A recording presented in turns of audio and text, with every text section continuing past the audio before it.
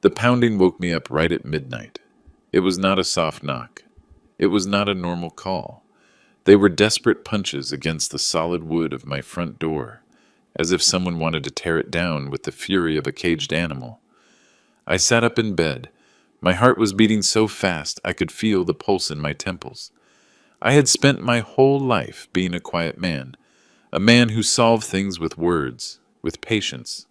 But that night, something inside me already knew that words were not going to be of any use. I heard my daughter-in-law screaming my name completely out of her mind. "William, open this damn door right now!" Her voice sounded like a woman on the verge of collapse, hysterical, rabid. She had never spoken to me like that, at least not with that level of contempt. I had changed all the locks recently after what happened, after I discovered what they had been planning behind my back for months. I stood up slowly. My knees hurt a little, as they always do at this hour. 72 years do not pass in vain, although I still feel strong. Strong in the mind, which is what really matters. Shortly after, I heard my son's voice. "This time, I'm coming in, whether you like it or not."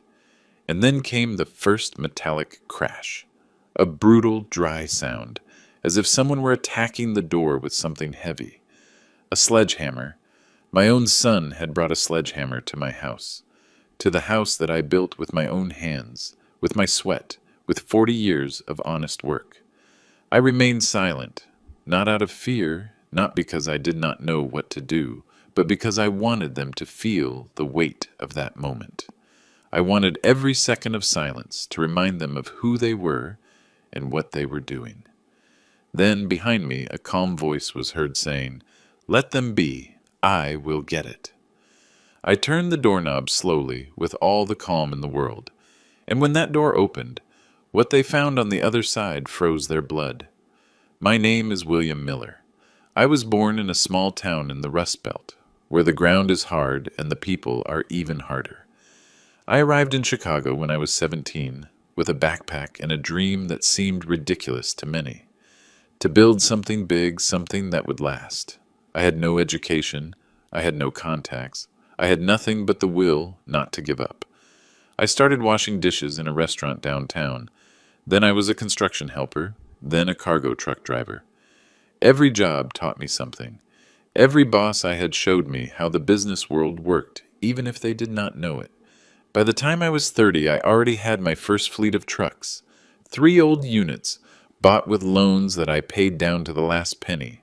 I worked 18 hours a day, slept 4, ate when I could, but I never complained, because I knew that every sacrifice was an investment in the future. By 40, I already had 15 trucks and 2 distribution warehouses. By 50, I had expanded the business to 4 states. Freight transport, logistics, storage, nothing spectacular, nothing glamorous, but solid, profitable, respectable. I married Teresa when I was 25. She was a noble woman, the kind you do not see anymore. She gave me 2 children, Robert and Chloe. I gave them everything I never had. Private education, trips, opportunities. I taught them the value of work, or at least I tried. Teresa died 6 years ago from cancer. It was fast and painful. She was my compass, the only person who kept me centered when money started changing the people around me. When she left, something broke in the family. Or maybe what was always there just became visible. Greed. Robert, my oldest son, never wanted to work for real. He studied business administration because I asked him to. He graduated because I paid for everything. He entered my company because I opened the door for him, but he never had hunger. He never knew what it was like to wake up not knowing if you were going to eat that day or not. 3 years ago, I made him director of operations. A mistake that cost me dearly. He started arriving late, then missing work, then making decisions without consulting me. We lost 2 big contracts because of his negligence. When I confronted him, he got defensive. He told me I was a controlling old man, that I did not trust him, that I needed to let the new generation take the reins. New generation, as if respect and responsibility were things of the past. Chloe, my daughter, was different, or so I thought. She was always quieter, more reserved. She married a lawyer, James, a guy who smiled a lot but had the cold eyes of a shark. I never liked him, but Teresa convinced me to give him a chance. For years, everything seemed fine. Family gatherings, Sunday dinners, birthdays, the perfect family, or at least that is what we pretended. But after Teresa died, everything changed. Robert started pressuring me to give him more control of the company. Chloe started asking about my will, about my properties, about my investments. At first I thought it was genuine concern. I thought they wanted to make sure everything was in order for when I was no longer around. How naive I was. The truth started to reveal itself 8 months ago. It was a Friday afternoon. I had gone to one of my warehouses to check on a problem with a client. When I returned early to the main office, I heard voices in the boardroom. The door was ajar. I approached without making a sound. And then I heard Robert talking to James, Chloe's husband. He is old already, Robert was saying. He cannot make clear decisions anymore. The other day he forgot an important meeting. That is perfect, James replied with that lawyer voice that had always given me distrust. We can use that. Mental incapacity due to advanced age. With 2 well-placed medical testimonies, we can get a judge to declare that he is no longer fit to handle his own affairs. My blood ran cold. And then, Robert asked, then you and Chloe assume total control of the company and all his assets, legally, without him being able to do anything. And if he resists, he will not be able to. Once we have the declaration of incapacity, any document he signs will be void. Even if he tries to change his will or sell something, it will have no legal validity. Robert let out a laugh I will never forget. The old man asked for it, always so stubborn, always so controlling. It is time for him to rest and let us do things right. I walked away from that door, feeling like I had been punched in the stomach. My own son, my own blood, planning to steal everything I had built. Not just the money or the company, but my dignity, my freedom, my right to decide over my own life. That night I did not sleep. I sat in the study of my house, looking at photos of when they were children. Robert in his football uniform, Chloe at her high school graduation, Teresa smiling next to them. At what moment did everything go wrong? At what moment did love turn into greed? At what moment did I stop being their father to become an obstacle? I dedicated the following days to investigating. I hired a private detective. I reviewed the company bank movements. I spoke in secret with my trusted accountant, Maurice, a man who had been working with me for 30 years. What I discovered was worse than I imagined. Robert had been diverting funds from the company for the last 2 years. Small amounts at first, then larger ones, always justified as operating expenses, bonuses, or investments. But the money was going to personal accounts, to credit cards, to a condo downtown that he had bought under the name of a shell company. Chloe and James were not far behind. They had convinced Robert that if they managed to declare me incompetent, they could sell the company to a foreign corporation that had been making offers for months. A quick sale, a juicy commission, and then divide everything and live like kings without having to work another day in their lives. They did not just want to rob me. They wanted to erase me. For weeks, I acted as if I knew nothing. I kept going to the office. I kept attending meetings. I continued being old William, the trusting father, the loving grandfather, but every word that came out of their mouths hurt me like a stab wound. Robert would ask me how I was feeling, if I was sleeping well, if I was forgetting things, all with that face of fake concern.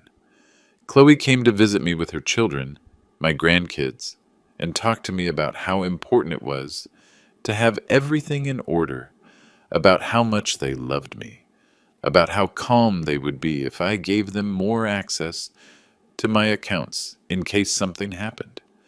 James, that damn James, brought me documents to sign. Contracts, powers of attorney, changes in the company structure, all written in that legal language that makes anyone dizzy. It is just to protect your estate, William, he would tell me with that snake smile, so that when you are no longer here, everything is clear and there are no problems between the kids.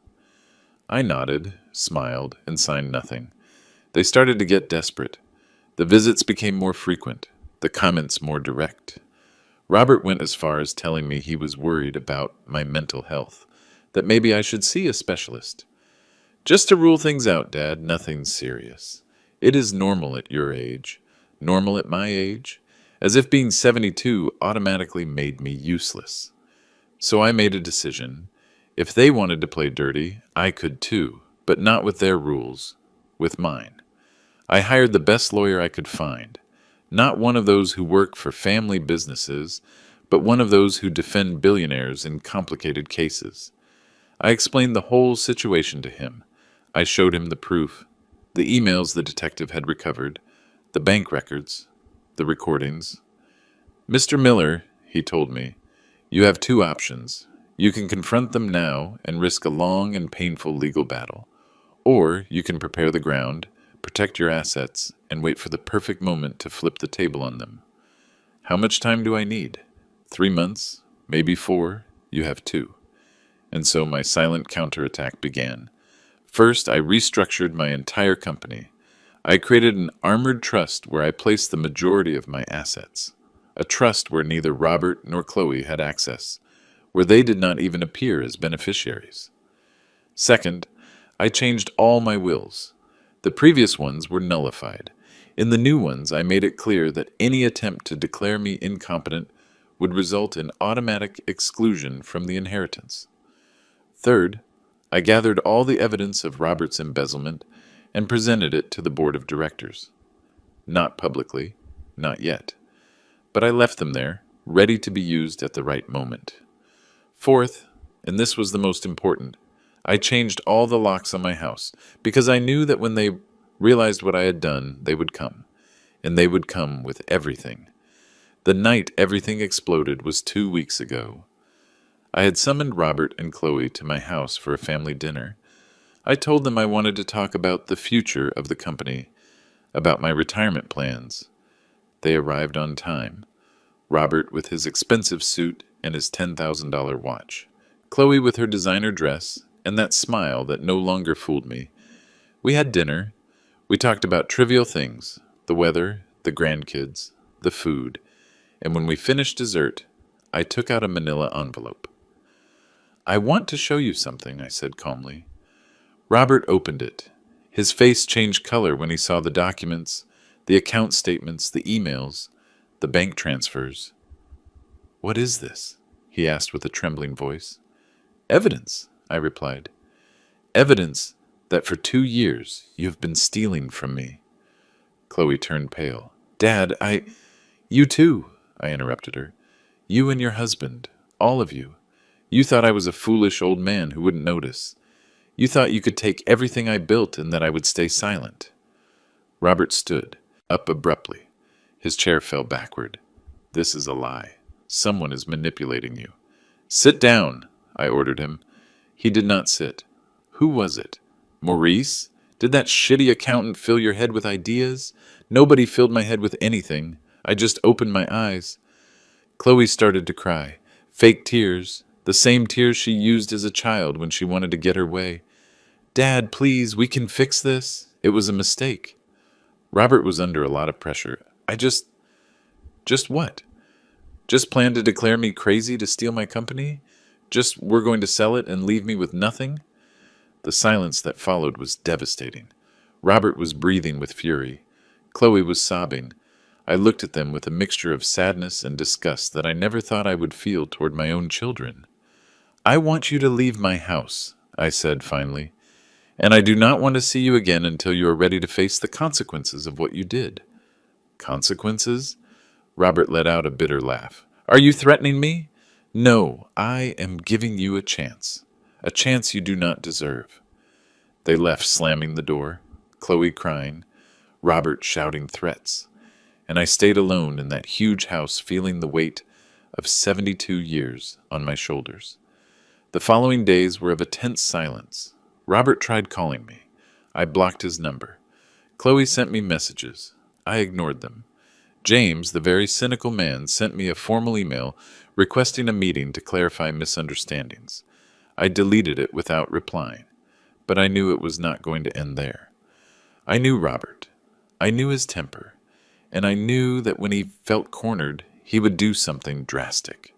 That is why I hired private security, 2 discreet guards who watched my house 24 hours a day. That is why I installed cameras at all entrances. That is why I changed the locks on all doors. And that is why, when I heard those knocks at midnight, I knew exactly who it was. But I was not alone. 2 weeks before, after the disastrous dinner, I had called my old friend August, a man I had known since my days as a construction worker, a man who had grown up with me, who had built his own real estate empire, a man I could trust. I told him everything, every detail, every betrayal. William, he told me, you need legal protection, but you also need witnesses, people who can testify that you are in full use of your faculties. What do you suggest? Let me stay with you for a few days, and I will bring my lawyer too. If your children try anything, they will have to do it in front of witnesses. And that is what we did. August settled into the guest room. His lawyer, Mr. Vance, did too. 2 trustworthy men who could testify to everything that happened. That is why, when I heard the calm voice behind me that night, I knew I was not alone. Let them be. I will get it, August said. And when I turned the doorknob and the door opened, Robert and his wife found themselves not only with me, but with 3 men looking at them with absolute calm. August, Mr. Vance, and the head of security I had hired. Robert was still holding the sledgehammer. His wife, Danielle, my daughter-in-law, was red with rage. "What the hell?" Robert stammered. "Good evening," said Mr. Vance with a professional smile. "I am Mr. Miller's lawyer, and you have just committed several crimes. Damage to private property, trespassing, attempted intimidation, all recorded on video and with multiple witnesses." The sledgehammer fell to the ground with a metallic sound. Danielle started to back away. We just wanted to talk." At midnight, with a demolition tool, I said, looking my son in the eye, "Is that what I am to you now? An obstacle that needs to be torn down?" Robert did not answer, and in that moment I knew there was no turning back. Robert stood there like a statue of salt, the sledgehammer at his feet, his hands still trembling, and in his eyes I saw something I never thought I would see in my own son. Pure hatred. No regret, no shame. Hatred. "Dad," he said finally, and his voice sounded strangely calm. "This did not have to be like this." "You are right," I replied. "It did not have to be like this, but you chose it." Danielle, my daughter-in-law, took a step forward. She had always been the more impulsive of the 2, a pretty woman on the outside, but with a rotten heart on the inside. From the day Robert brought her home, I knew that woman only saw dollar signs in his eyes. "You know what?" She spat the words with venom. "I am tired of this charade. We are tired. You with your saint attitude. As if you were the only one who worked hard in this family. As if Robert had not dedicated years of his life to your company." Years of his life, I let out a bitter laugh. Robert arrived at 11 in the morning and left at 3 in the afternoon. Robert lost contracts because he preferred to be on the golf course than attending to clients. Robert stole money from the company that I built. That is a lie. There are account statements that say otherwise. August crossed his arms, watching the scene with the tranquility of someone who has seen this thousands of times. Mr. Vance was taking notes in a small notebook. The head of security remained near the door, ready to intervene if the situation turned violent. "Robert," August said with a firm voice, "I suggest you leave right now, before this turns into something you cannot fix." "Who do you think you are?" Robert replied with contempt. "This is a family matter." "I am a witness," August replied, "and I am also the man who's going to make sure your father does not end up in a nursing home, because you and your sister decided he is no longer useful to you." Robert's face turned red. "Is that what he told you? That we want to put him in a nursing home?" "No," I intervened. "It is what the documents you prepared told me. A declaration of mental incapacity. 2 bought doctors, a legal process to take control of everything I have. Danielle opened her mouth to say something but stopped. She knew we were treading on dangerous ground, ground where every word could be used against her. "This is not going to stay like this," Robert said finally, pointing his finger at me. "I am going to fight this. I am going to prove that you are senile, that you are not thinking clearly anymore, that you are a danger to yourself. Try it," I told him, "but do it knowing that every step you take against me will be documented. Every lie you tell will be refuted. Every false witness you bring will be exposed." Robert picked up the sledgehammer from the ground. For a moment I thought he was going to do something stupid, but Danielle took him by the arm. "Let's go," she whispered. "It is not worth it." They left, walking toward their luxury SUV. An SUV that I had given Robert 2 years ago for his birthday. An SUV that he probably paid for with the money he stole from me. When the taillights disappeared into the darkness, I let out a sigh I had been holding since I opened the door. "That was close," said the head of security. "This is just beginning," replied Mr. Vance.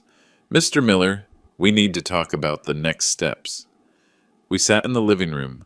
August made coffee. At 2 in the morning, drinking coffee and planning a legal war against my own son. What irony. "They are going to attack on several fronts," Vance explained. "First, they will try the issue of mental incapacity. They will bring doctors to declare that you suffer from dementia, or Alzheimer's, or whatever sounds convincing. But I am perfectly fine. I know, and we are going to prove it. I already scheduled evaluations with 3 independent specialists, renowned neurologists who have no connection to your family. Their results will be irrefutable. What else? They will try to discredit you publicly. They will say you are a difficult, controlling man, that you mistreated your family. They will look for testimonies from disgruntled employees, from anyone who has a complaint against you. I have worked with honesty all my life. That does not matter," August said. "In these battles, the truth is the least important thing. What matters is who tells the best story. And they are going to paint a story where you are the villain and they are the victims." I leaned back on the couch, feeling the weight of the situation. My own children, my own blood, treating me like an enemy.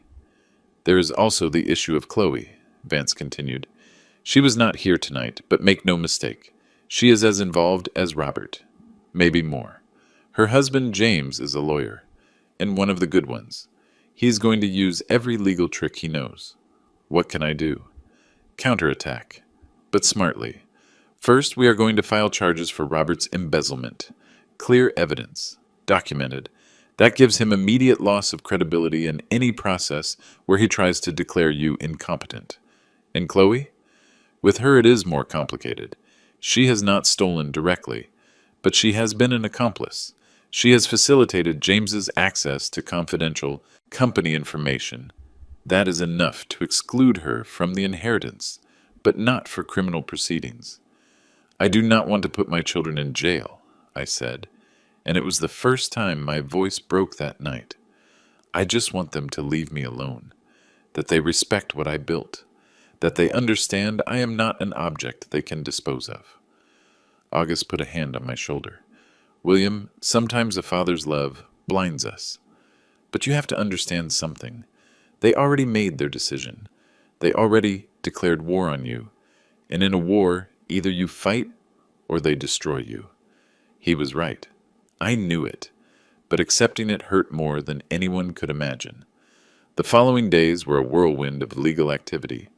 Mr. Vance filed a formal lawsuit against Robert for embezzlement and misappropriation of funds. The board of directors of my company, seeing the evidence, had no choice but to suspend him from all his duties. Robert ceased to be director of operations. He ceased to have access to the accounts. He ceased to be part of my company. Chloe tried to mediate. She called me crying, begging me to reconsider. That Robert had made mistakes, yes, but that he was still my son. That family was the most important thing. If family was the most important thing, I replied, they would not have tried to rob me. They would not have planned to declare me crazy. They would not have come with a sledgehammer to my door at midnight. "Dad, please," Chloe, you knew everything. James told you the plans, and you said nothing. You did not warn me. You did not try to stop them. You are as guilty as they are. I hung up the phone, and I stood there looking at the screen, hoping it would ring again, that she would tell me she was sorry, that everything had been a misunderstanding. She did not call back. James, on the other hand, did not waste time. 2 days after the confrontation at my door, he filed a countersuit. He claimed that I was acting irrationally, that I had cut off all communication with my family without justification, that I showed clear signs of cognitive deterioration. He also requested a temporary restraining order on my assets, arguing that I could squander them or give them away in a state of mental confusion. He wanted to freeze my accounts. He wanted a judge to appoint an auditor to manage my finances. Basically, they wanted to turn me into a prisoner of my own money. But they made a mistake I had anticipated. The medical evaluations that Mr. Vance had scheduled took place that same week. 3 neurologists, 3 exhaustive exams, memory tests, logical reasoning, cognitive capacity. The results were overwhelming. Mr. William Miller is in full use of his mental faculties. He shows no signs of dementia, Alzheimer's, or any significant cognitive deterioration for his age. His reasoning and decision-making capacity is completely normal. When those reports reached the court, James's petition fell like a house of cards. But they did not give up. The next move came from the emotional side. Robert called a family meeting. He did not invite me directly. He asked my grandkids to do it. Sam, the oldest at 17, called me one afternoon. "Grandpa," he said with a trembling voice, "Dad says you're angry with him. He says there's a misunderstanding and he just wants to talk to you." My heart broke a little more. "Sam, son, this is not a misunderstanding. But we are family. Mom is crying all the time.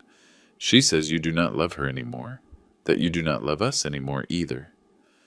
I closed my eyes. Danielle, using the kids as a weapon. How low. "Sam, I love you guys. You, your sister, your cousins. But what is happening between your father and me is something you cannot understand yet. And it is not your fault. None of this is your fault. So are you coming to the meeting?" "No, son, I am not going." He remained silent for a moment. "Dad says if you do not come, it is because you really do not care about the family anymore. Your father is wrong. Grandma Teresa would never have wanted this." That phrase hit me like a hammer. Teresa. My Teresa. The woman who kept this family together. The woman who would have known what to say, how to fix this. Your grandmother would have been very sad. I said finally, "Sad to see what your parents did. Sad to see how they betrayed me. Grandpa, I do not know what happened exactly, but I do know that you have always been good to us, and I trust you." Those words gave me strength. At least someone in this family still trusted me. "Thank you, Sam. That means more than you can imagine." When I hung up, August found me sitting in the study, staring blankly at a photo of Teresa. "Are you okay?" "No," I replied honestly. "I am not okay, but I am going to keep going anyway. That is the only thing we can do." The family meeting took place without me, but not without consequences.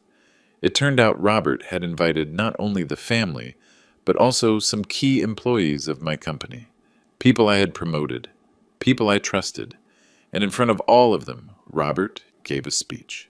Maurice, my trusted accountant, told me later what happened. "Mr. Miller, it was horrible. Robert stood there and painted a picture of you, as if you were a tyrant. He said you had been an absent father, that you never had time for them, that you always put work before family. He said that now that you are older, you have become paranoid and are destroying everything they built together with you." And did people believe him? Some did. Those who do not know you well. Those who only see a successful young businessman and an older man accusing him of serious things. And you, Maurice, what do you think?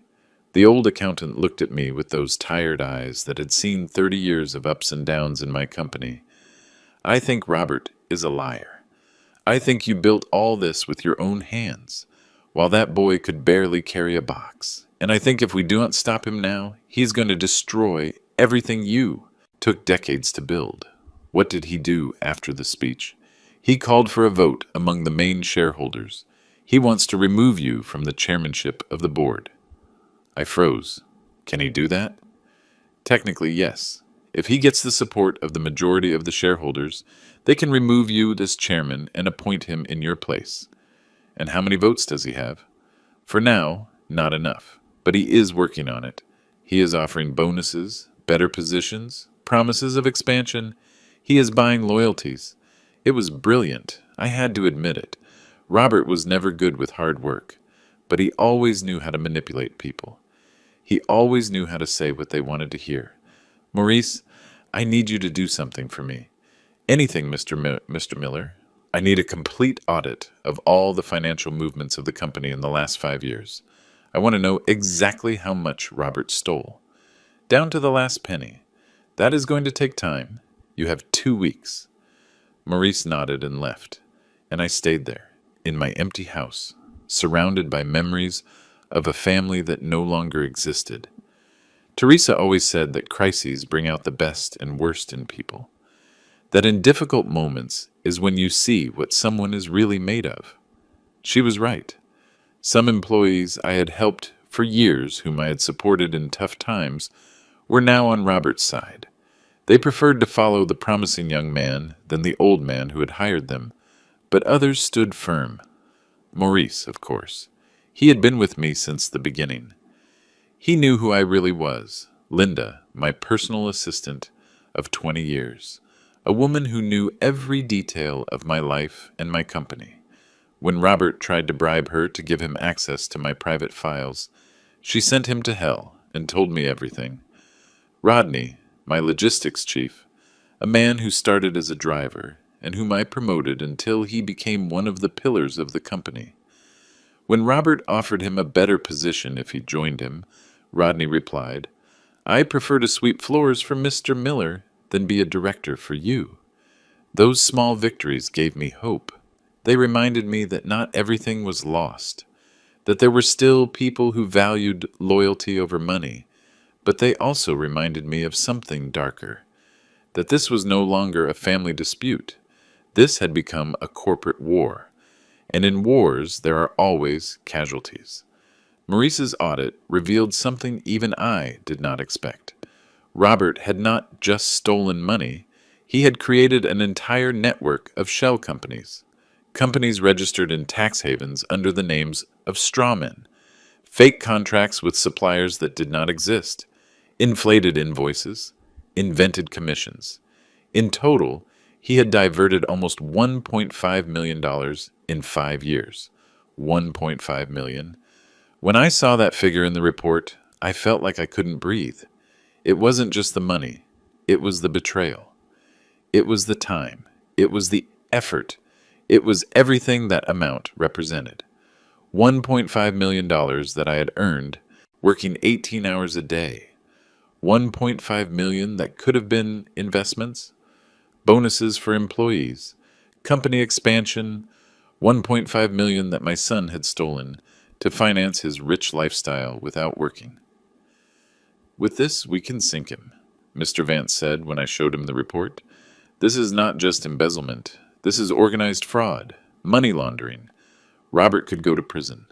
"I do not want to send him to prison," I replied, although I was no longer sure of that. "I just want him to return what he stole and stay away from me forever. Mr. Miller, with all due respect, that ship has sailed. Robert is not going to negotiate. He is going to fight to the end. And if you do not stop him now, he is going to destroy you." He was right. I knew it. But a part of me still clung to the hope that this could be resolved without reaching the worst. That hope died 2 days later. An envelope arrived at my house. No return address. Inside were photos. Photos of me leaving the house, entering the supermarket, walking in the park. Photos taken from afar, with a telephoto lens, and a handwritten note with handwriting I recognized immediately. Robert's handwriting. "Dad, this can end in 2 ways. Either you give me back control of the company, or I am going to prove that you are so senile you shouldn't be alone on the street. Think about it carefully. He was following me. My own son was watching me as if I were a criminal. I showed the photos to the head of security. This is stalking, he said. We can ask for a restraining order. Do it. But I knew a restraining order was just a piece of paper. If Robert really wanted to hurt me, a piece of paper wasn't going to stop him. That night, August stayed for dinner with me. How are you holding up with all this? He asked me. Honestly, I do not know. There are days when I want to give up. Days when I think maybe it would be easier to give them what they want and disappear. But you don't do it. No, because if I give up, they win. And they don't just win the company or the money. They win the right to say that I was a senile old man who couldn't take care of himself. And I'm not going to give them that. Never. August raised his glass of wine. To dignity. The only thing no one can take from you if you don't let them. We toasted. And in that moment, I made a decision. If Robert wanted war, he was going to get it. But on my terms. The next morning, I called an extraordinary meeting of the company's board of directors. Robert was not invited. Technically, he was still suspended from all his duties. But I knew he was going to find out. And that was exactly what I wanted. The boardroom was full. 12 board members. Maurice with his binders, Mr. Vance with his briefcase, Linda taking notes, and me at the head of the table, as I had been for 40 years. Gentlemen, I began, I have gathered you here because the time has come to make difficult decisions.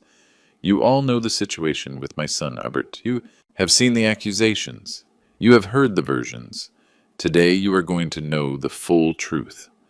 Maurice distributed copies of the audit report. 300 pages of evidence. Numbers. Dates. Transfers. Shell companies. Everything documented with surgical precision. I saw the faces of the board members change as they read.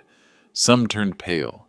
Others clenched their jaws. Some simply shook their heads in disbelief. $1.5 million, I said, letting the figure float in the air.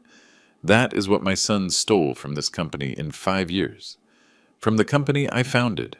From the company that feeds us all. One of the board members, Mr. Gutierrez, raised his hand. Mr. Miller, it is extremely serious. Why didn't you report it sooner? Because he was my son, I answered with brutal honesty. Because I wanted to believe there was an explanation. Because I still had hope that it could be fixed within the family. But that hope died when he came to my house with a sledgehammer at midnight. There was a murmur of surprise. Not everyone knew that detail. The situation's as follows, I continued.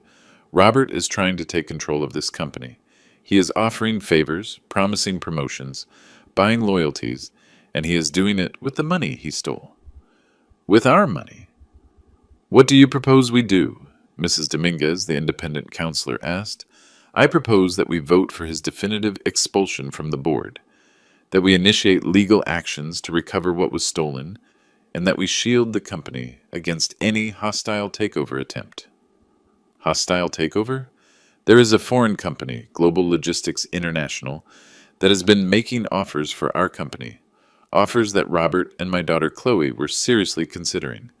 Without consulting me, without informing the board, they wanted to sell it and split the profits. The silence in the room was dense as concrete. Do you have proof of that? Gutierrez asked. Maurice pulled out another binder. Emails, preliminary contracts, secret meetings, everything documented. Gentlemen, I said, standing up, this company is my life.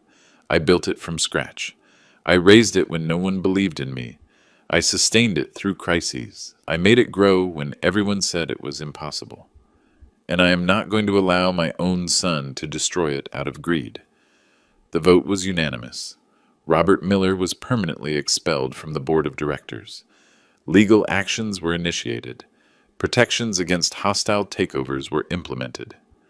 I had won the first real battle of this war, but the war was just beginning. Robert found out about the meeting that same afternoon, and his response was swift. That night, all my company's social media accounts were hacked. Someone posted fake messages saying the company was bankrupt. that there was accounting fraud, that I had been declared mentally incompetent, and that the company was being run by a group of opportunists. Linda worked all night to recover the accounts and delete the messages, but the damage was already done. Several clients called worried. Some suppliers suspended deliveries. The company stock fell 3 points. "It was Robert," said the cybersecurity specialist we hired. "Not directly, but he paid someone to do it. We can trace it, but it will take time." "How much time?" "Weeks, maybe months." We didn't have 2 months. Every day that passed, Robert gained ground. Every day that passed, more people started to doubt me. Then Chloe made her move. She summoned me to a coffee shop downtown, a public, neutral place. She said we needed to talk, that things had gotten out of control, that she could help solve this. I went, with August waiting at a nearby table and with a recorder in my pocket, because I didn't trust anyone anymore. Chloe arrived 15 minutes late. She was wearing sunglasses and her hair was tied back. She looked tired, thinner than I remembered. "Hi, Dad," she said, sitting in front of me. "Chloe, you look good. I am glad to see you are okay." "Is that what you came to tell me? That you are glad to see me okay?" She sighed. "I came to ask you to stop this. Please. You are destroying the family. I am not destroying anything. Your brother did it when he decided to steal from me. You did it when you decided to help him. Dad, Robert made mistakes. I know. But he is still your son. He is still my brother. Are you really going to put him in jail? He took $1.5 million. Those are not mistakes. That is a crime. The money can be returned. With what? With the money he already spent on luxuries? With the condo downtown? With the trips to Europe? With the $150,000 SUVs? Chloe pressed her lips together. There are ways to fix it. James says we can reach an agreement. Robert returns part of the money, you drop the charges, and we all move on. We all move on, I let out a bitter laugh. Chloe, you tried to declare me crazy, tried to take my company away from me. Your husband drafted documents to do it. And now you come here to tell me that we all move on as if nothing had happened. It was James's idea. I didn't want to, but you did nothing to stop it. Her eyes filled with tears. And this time, for the first time, I saw something real in them, something that wasn't manipulation or theater. She was scared. She whispered, afraid that if I opposed Robert, he would leave me out of everything, afraid that James would leave me if I didn't support him, afraid of being left with nothing. And me? Were you not afraid for me? Did you not think about what they were going to do to me? I thought you would be better off, that in a place where they took care of you, where you didn't have to worry about the company. In a nursing home? I interrupted her. Is that what you thought? That I would be better off locked in a nursing home while you split what I built? Tears ran down her cheeks. I am sorry, Dad. I am so sorry. You know what is saddest, Chloe? That maybe you do feel it, but not enough to have done something different, not enough to have been honest with me from the beginning. I stood up. Tell Robert there are going to be no deals. Tell James to prepare his best legal arguments. And tell yourself that you had the chance to do the right thing and you didn't take it. I walked away from that table feeling the weight of each of my 72 years. Chloe stayed there crying in silence, and a part of me, the part that was still a father, wanted to turn around and hug her. But I didn't, because sometimes love is not enough. Sometimes dignity has to come first. The following days were like walking through a minefield. Robert hired his own lawyers, not one or two, a full team from an international firm, people who charged $1,000 an hour and had a reputation for winning impossible cases. They filed a massive countersuit. They accused my company of accounting irregularities. They said I had used corporate funds for personal expenses, that I had given contracts to friends' companies without following proper procedures, that I had run the company as if it were my personal kingdom without accounting to anyone. Some accusations were ridiculous. Others had a grain of twisted truth. Yes, I had hired companies of acquaintances, but because they were the best in their field, and because I personally knew their work. Yes, I had used company money for some expenses, but legitimate expenses, documented, approved by the board. But Robert knew that in the court of public opinion, the truth matters less than the narrative. And he was building a narrative where I was an old despot, clinging to power, incapable of recognizing that it was time to hand over the reins. The media started covering it.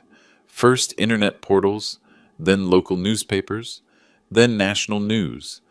Prominent businessman faces lawsuit from his own children for alleged fraud. Miller family in legal war for control of transport empire. Children accuse father of manipulation and abuse of power. My name, the name I had built for decades with honest work, was now being dragged through the mud. Linda brought me the press clippings every morning. I read them with a cup of coffee growing cold in my hands. Mr. Miller, she told me, do not read those things. They are only going to hurt you. I need to know what people are saying. I need to know what I am fighting against. But the truth is that every article was a dagger. Every headline was a wound. And some days I wondered if it was worth fighting. Those were the days I looked at Teresa's photo on my desk. What would you do? I asked that image frozen in time. How would you solve this? And although she couldn't answer me, I knew what she would say. Teresa was always stronger than me, wiser, firmer when it was necessary to be. William, she would tell me with that soft but firm voice she had, it is not about winning or losing. It is about being able to look at yourself in the mirror every morning and know you did the right thing. And that was the only thing keeping me standing. But Robert had more tricks up his sleeve. One morning an IRS inspector arrived at my house with a tax audit order. They wanted to review all my tax returns for the last 10 years. It is standard procedure, the inspector said. Someone filed an anonymous complaint suggesting fiscal irregularities. Someone. Robert. Obviously, I gave him all the documentation, every receipt, every invoice, every return, because I had always paid my taxes religiously, down to the last penny.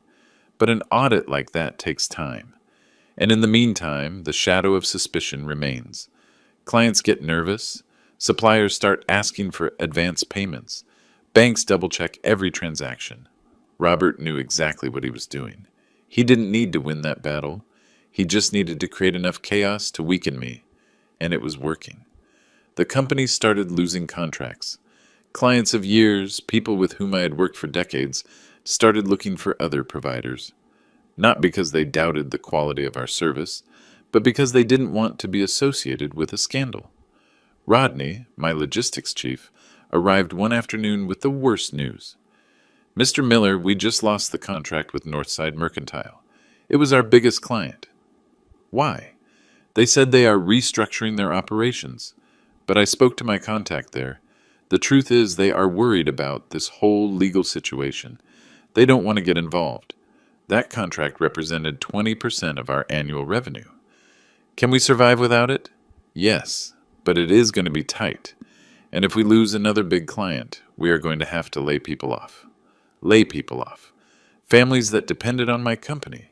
Parents who used that salary to feed their children. Students who worked part-time to pay for college. All that at risk because of my own son's greed. That night, August found me in the study, staring into the void. Are you considering giving up? He said. It wasn't a question. I am considering how many innocent people are going to suffer for this war. Employees who have nothing to do with this. Families who are going to be left without income. If you give up, do you think Robert is going to take care of them? No. Do you think he's going to run the company better than you? No. Then what is going to happen to all those employees when Robert takes control and sells it to that foreign company? How many are going to lose their jobs when they decide to optimize operations? I didn't answer because I knew the answer. In corporate acquisitions, the first thing they do is cut staff. Eliminate redundancies. Translation, fire people. You are not fighting just for yourself, William. August continued.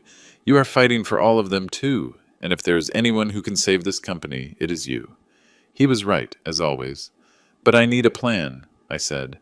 I cannot keep reacting to what Robert does. I need to take the initiative. What do you have in mind? I leaned on the desk, looking at the documents scattered in front of me. Contracts, financial statements, organizational charts. And then I saw it. The answer had been there all along. I am going to do something I should have done years ago, I said.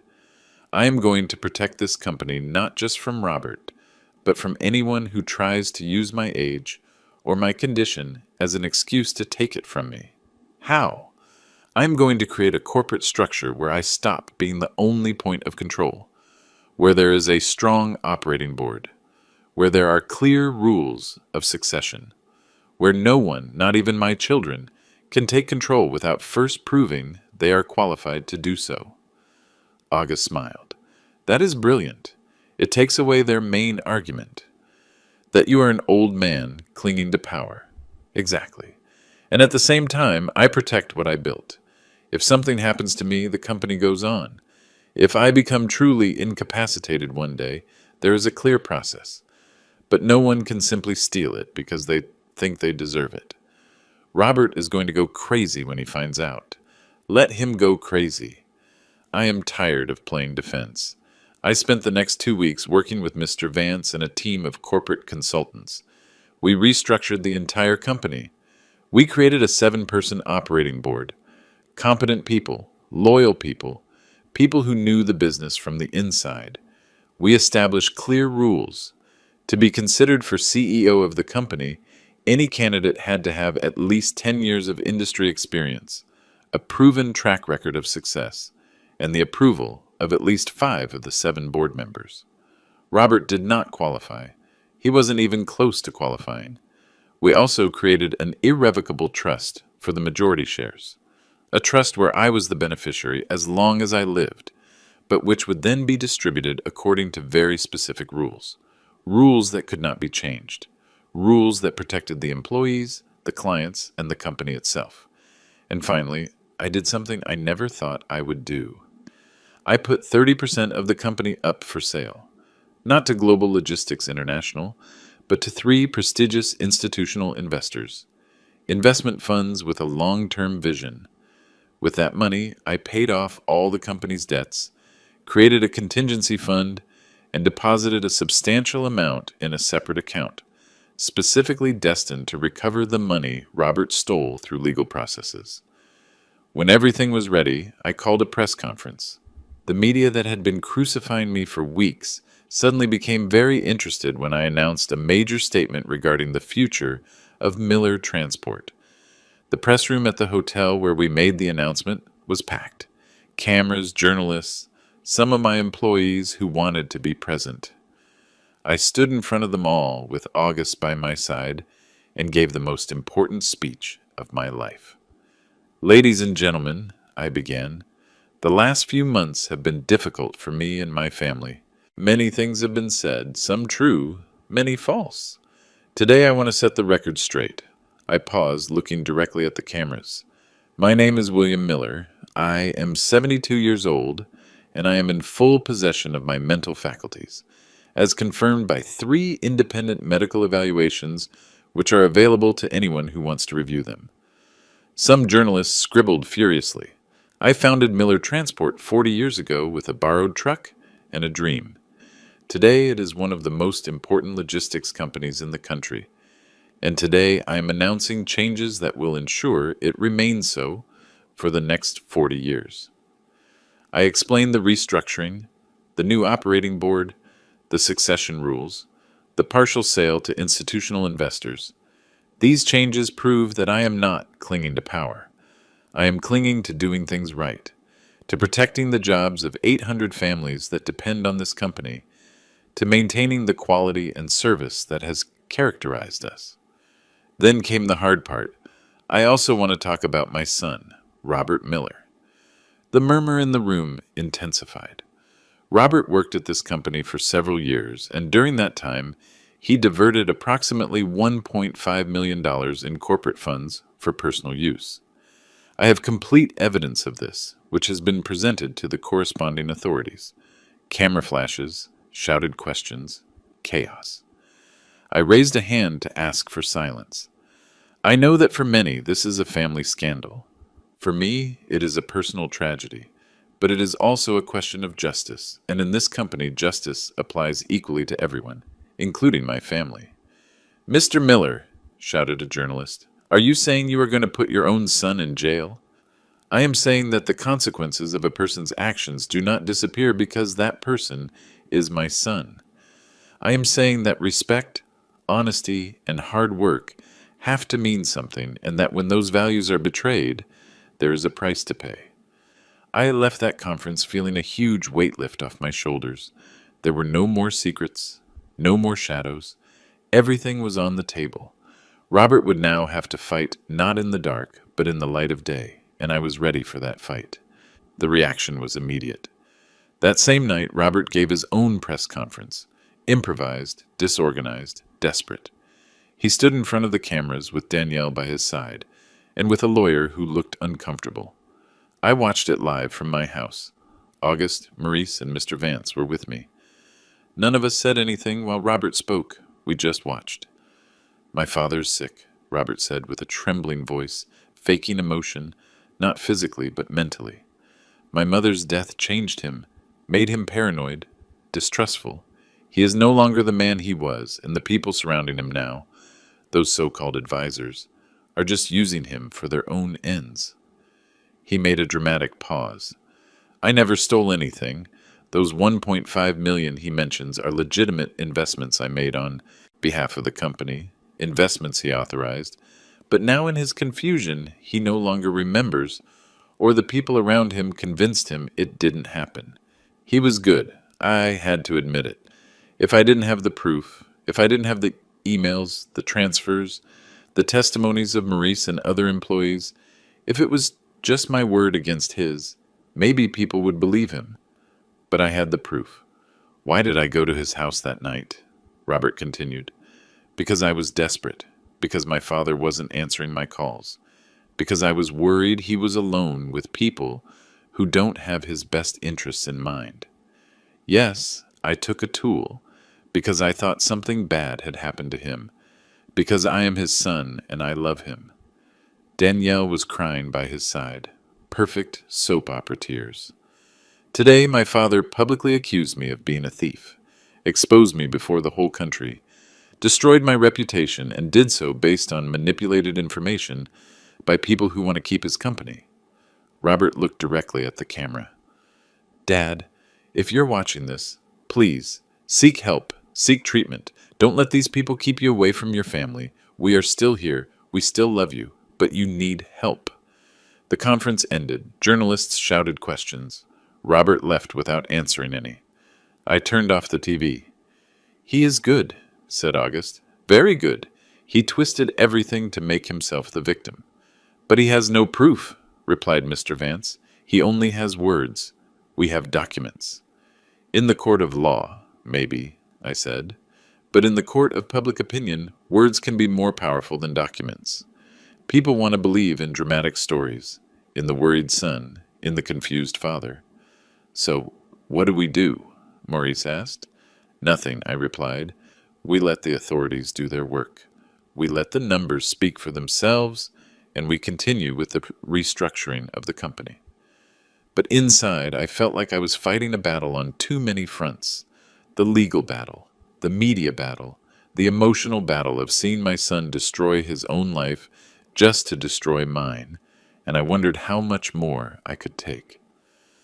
The following days were a whirlwind. Social media exploded with divided opinions. Some supported me, saying I was doing the right thing defending my company. Others attacked me, saying I was a terrible father, prioritizing money over family. There were protesters outside my offices, not many, maybe 20 or 30, but enough for the cameras to film them. They carried signs. "Family comes first. Mr. Miller, forgive your son. Money is not more important than blood." Robert had organized them, obviously, but it worked. The images appeared on all the news shows. Inside the company, morale was on the floor. Employees didn't know what to believe. Some thought I was a hero defending what I built. Others thought I was being too hard on Robert. Linda organized a general meeting. All employees, 800 people gathered in the main warehouse. I stood in front of them with a microphone in my hand. I know it has been a difficult few days, I began. I know there is uncertainty. I know some of you are worried about your jobs, and I want to be completely honest with you. I paused, looking at those faces I knew. People who had worked with me 10, 20, 30 years. People whose children I had been godfather to. People who had been at Teresa's funeral. This company is going through a crisis, not a financial crisis. Our numbers are solid. We have contracts, we have clients, but we are in a crisis of confidence. And that crisis was caused by mistakes that were made. Serious mistakes. Someone in the back shouted, "Mr. Miller, don't leave us." Others joined the shout. A spontaneous applause began to spread through the warehouse. I felt a lump in my throat. "I am not going to leave you," I said when the applause died down.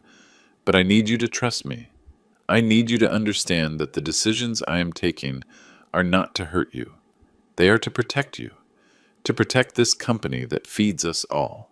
"And Mr. Robert," someone asked, "is it true what they say?" "What I say is true," I replied. Robert took money that did not belong to him.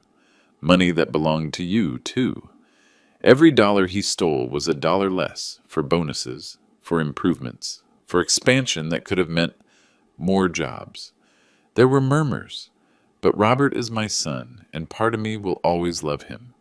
Part of me will always wish things had been different. But love does not mean allowing someone to destroy you. Love also means setting boundaries. It means saying, "This is wrong, and there have to be consequences."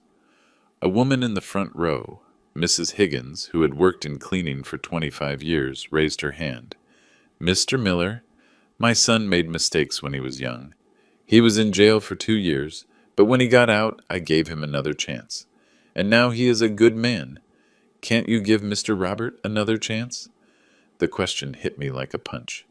"Mrs. Higgins," I said softly, "I would give Robert another chance. But for that, he would have to admit he did something wrong. He would have to return what he took. He would have to ask for forgiveness, and not just from me. From all of you, because he stole from all of you, too." "And if he does?" she asked. "If he admits and asks for forgiveness?" "Then we will talk," I replied. "But until that moment, the legal consequences have to run their course." The meeting ended with applause, not unanimous, but loud enough to give me hope. I left that warehouse feeling that maybe, just maybe, things could turn out okay. But that night, I received a call that changed everything. It was from Sam, my grandson. "Grandpa," he said with a broken voice, "I need to talk to you." "Sure, son, what is wrong?" "It is about Dad. He is very bad." My blood ran cold. "Bad how?" "Yesterday I found him drinking in his office at 10 in the morning, and he was crying. I had never seen him cry, and he says weird things." "What kind of things?" "He says if he loses the trial, he is going to lose everything, that they are going to take our house, that we are going to end up on the street." Mom is hysterical. My sister won't stop crying, and I don't know what to do. My heart broke. Not for Robert, but for those kids who weren't to blame for anything. "Sam, listen to me closely. Whatever happens with your father, you and your sister are going to be fine. I give you my word. No one is going to take your house. No one is going to leave you on the street. You promise?" "I promise." He stayed silent for a moment. "Grandpa, can I ask you something?" "Whatever you want. Did Dad really do what you say?" The question I had been avoiding. "Yes, Sam, he did. Why? Why would he do something like that?" "I don't know, son. Sometimes the people we love make decisions we don't understand, decisions that hurt us, and we have to learn to live with that." "Do you still love him?" "Dad? Yes," I replied, and it was the most painful truth I had spoken. "I love him, but that doesn't mean I can ignore what he did." "I love him too," said Sam, "but I am angry with him, very angry." "It is okay to be angry. It is normal. Is it going to get fixed someday?" Are you guys going to talk again? I don't know, Sam. I hope so, but that depends on your father, on the decisions he makes now. After hanging up, I stared at the phone for a long time. August entered the study. Are you okay? No, I replied. I am not okay, but I'm going to keep going anyway. 3 days later, the news I was waiting for arrived. The prosecutor's office had accepted the case. The evidence I presented was enough to proceed with formal charges against Robert for fraud and embezzlement. They were going to issue an arrest warrant. When Mr. Vance told me, I didn't feel triumph. I didn't feel satisfaction. I just felt a deep emptiness. When? I asked.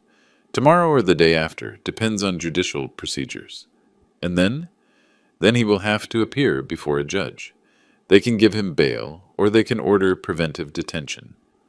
Depends if the judge considers there is a flight risk in the shell companies, the overseas accounts.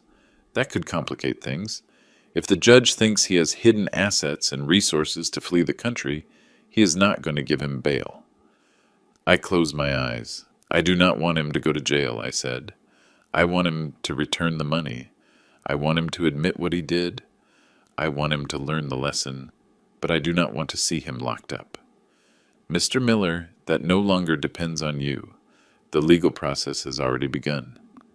Now it is the state proceeding. He was right. I had set this in motion, and now it was like a rock rolling down a mountain. I couldn't stop it anymore, even if I wanted to. That night I couldn't sleep. I sat in the study looking at old photos.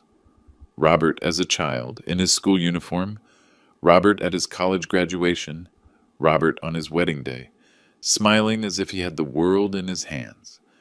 At what moment did everything go wrong? Was it my fault? Did I work so much I didn't give him enough attention? Did I give him too much without making him earn it? Was it Teresa's death that broke the balance? I had no answers, only questions that tormented me in the dark. At 3 a.m, my phone rang, a number I didn't recognize. Hello, Dad. It was Robert. Robert, I know they are coming for me tomorrow. I know what you did. His voice sounded strange, calm, too calm. Robert, if you hand over the money, if you admit what you did, we can talk to the prosecutor's office. We can negotiate. I am not going to admit anything because I did nothing wrong. Robert, please, think about your children.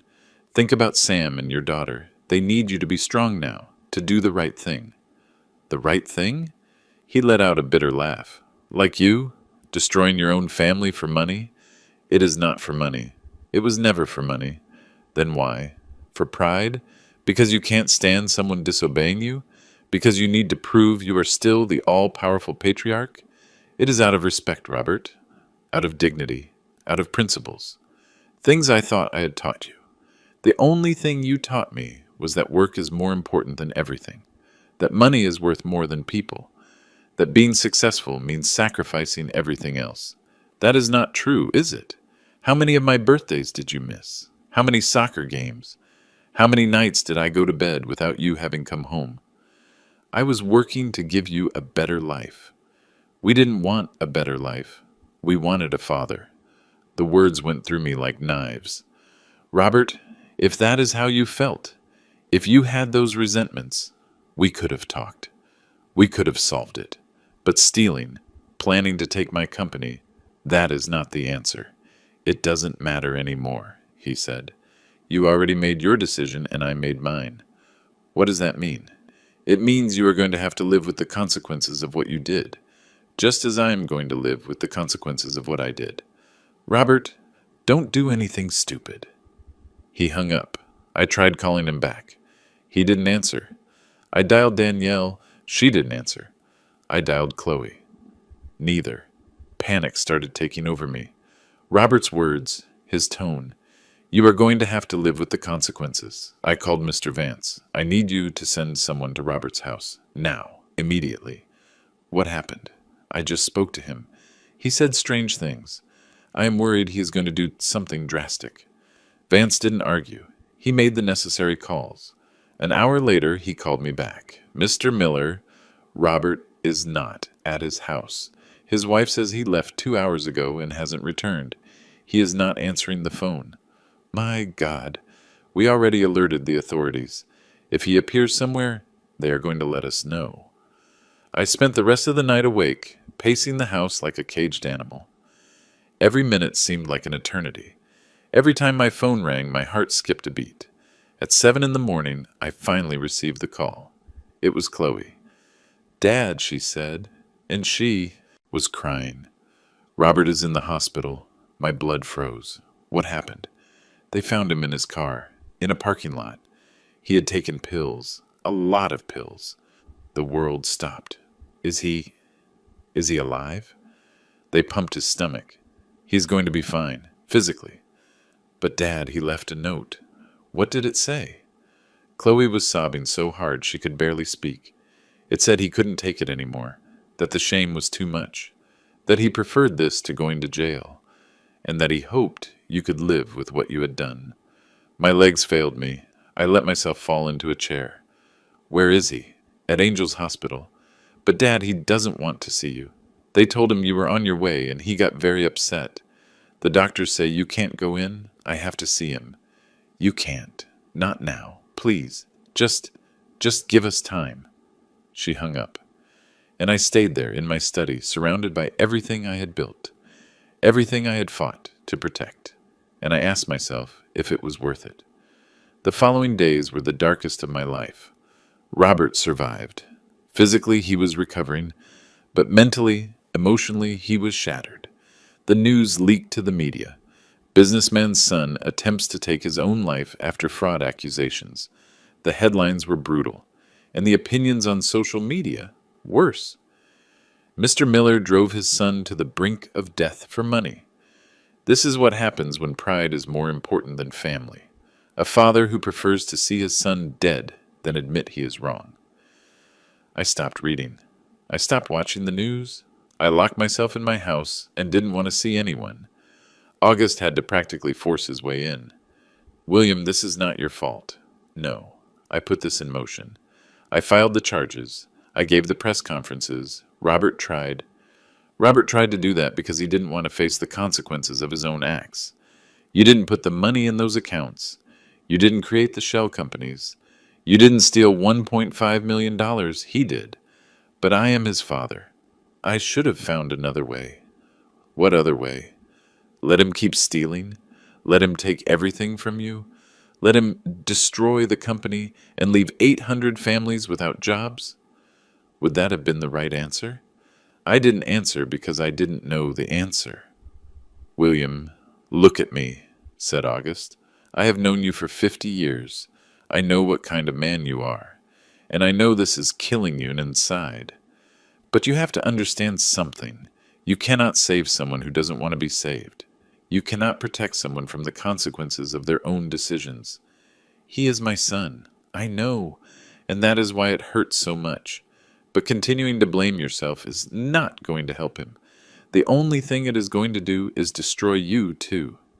He was right, as always, but knowing he was right didn't make it hurt less. A week later, Robert was discharged from the hospital. He didn't go home. He went directly to present himself to the authorities with his team of lawyers. The judge, considering the recent attempt and the testimony of psychologists, granted him bail. But with strict conditions, he couldn't leave the country. He had to report every week to the court, and he had to undergo psychological treatment. The legal process would continue. But at least Robert wouldn't be in preventive detention. Chloe came to see me 2 days later. She arrived at my house at sunset. She looked tired, haggard, as if she had aged 10 years in 2 weeks. "Can I come in?" she asked from the door. Of course, we sat in the living room, the same place where we had had so many family dinners, so many celebrations, so many happy moments that now seemed to belong to another life. "How is Robert?" I asked. "Alive. That is the best I can say.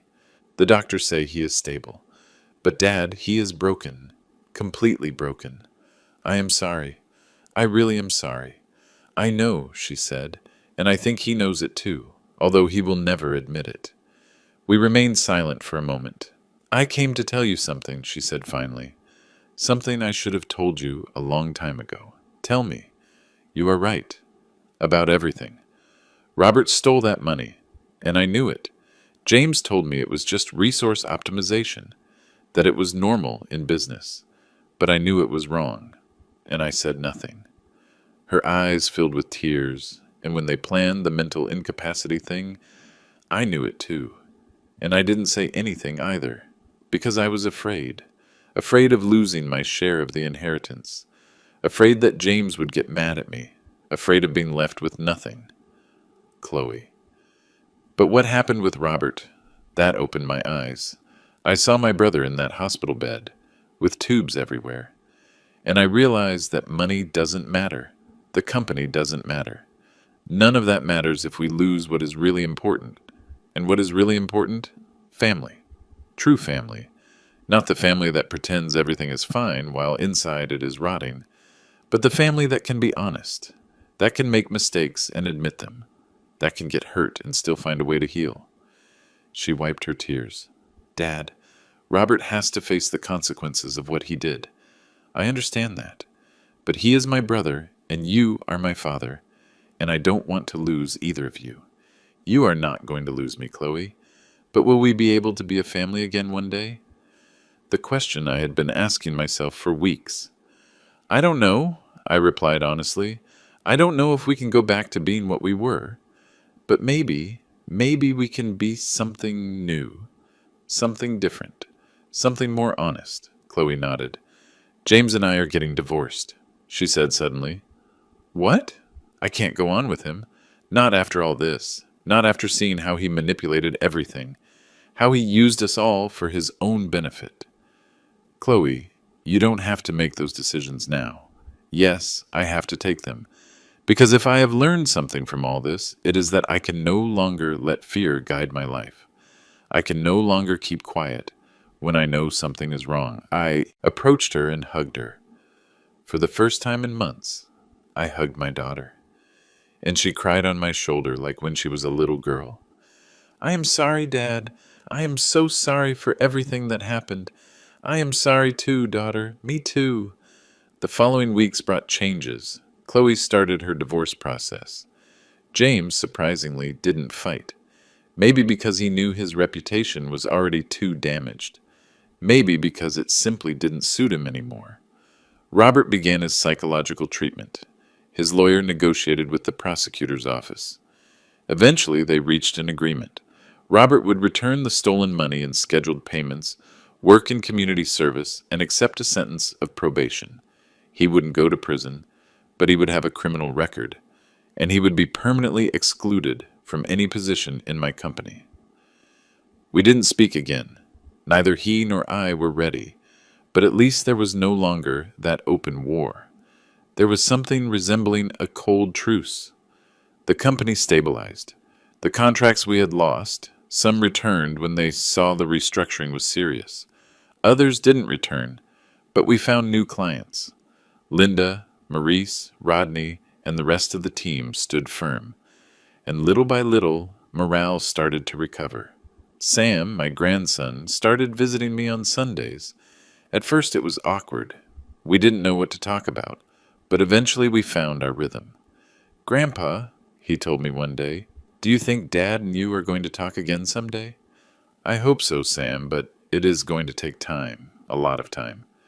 Would you teach me about the business? He asked suddenly. When I am older, I want to work at the company, but really work, like you did. I felt a lump in my throat. Are you sure? After everything that happened, because of that very reason, I want to prove that our family can do things right, that we can be honest, that we can earn things on our own merit. I looked at him and saw something I hadn't seen in a long time. Hope. Then I am going to teach you everything I know, but you are going to start from the bottom, like I started. Sounds perfect to me. Today, 6 months after all that, I sat in my study with a cup of coffee. The sun was coming in through the window. Outside, the garden was full of flowers Teresa had planted years ago and that I had continued tending. August stopped by to visit me.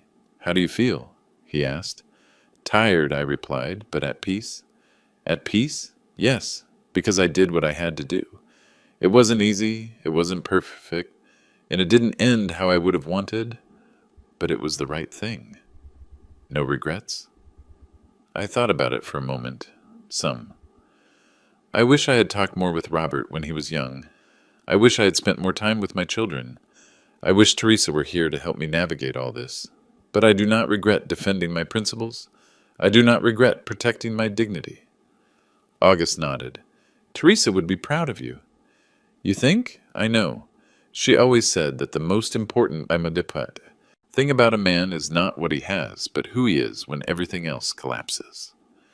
I smiled. She was always wiser than me. A few weeks later, I received a letter. It was from Robert. Handwritten. 3 pages. It didn't say, I am sorry. It didn't ask for forgiveness. It didn't admit guilt. But it did say this. Dad, I don't know if someday we will be able to talk again. I don't know if someday you will be able to forgive me, or if I will be able to forgive you. But I want you to know that I am working on myself. I am going to therapy. I am trying to understand why I did what I did, and I am trying to be better.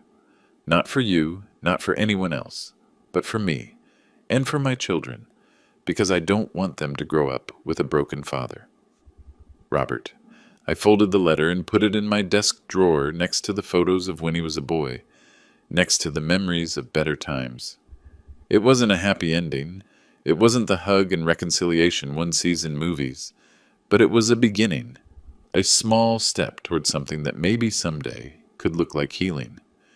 Now, when I look back, I understand some things. I understand that respect is not inherited, it is earned, and it is maintained with actions, not with words. I understand that family love does not mean allowing them to destroy you. It means setting boundaries. It means defending what is right, even when it hurts.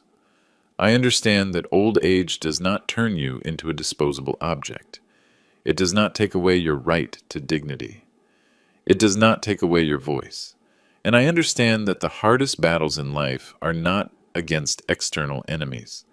They are against the people we love when their actions force us to choose between them and ourselves.